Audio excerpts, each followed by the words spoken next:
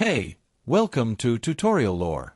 This video explains the SuperTrader Trading Tracker app and whether it's worth using. Quick disclaimer.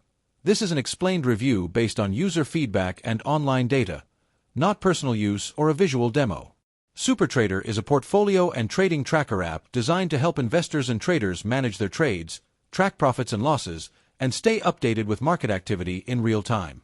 The app offers features like customizable watch lists, trade history tracking, performance analytics, and alerts for price movements. Its user-friendly dashboard makes it easy to organize portfolios and monitor investments across multiple markets. Let's talk about how it performs in actual use.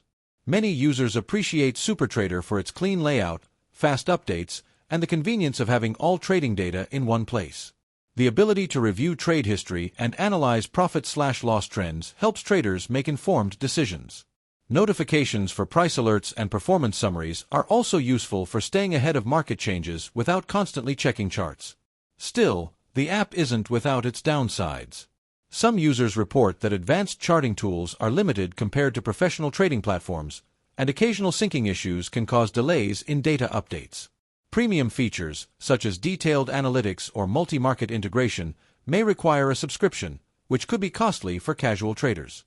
Additionally, the app is better suited for tracking trades rather than executing them, so active traders might still need a separate brokerage platform. In summary, the SuperTrader app may be worth using if you want a reliable, easy-to-use tool to track your trades, analyze performance, and stay updated with market changes.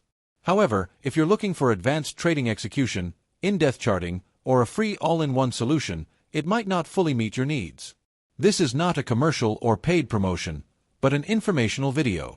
For inquiries, contact the email address stated in the description.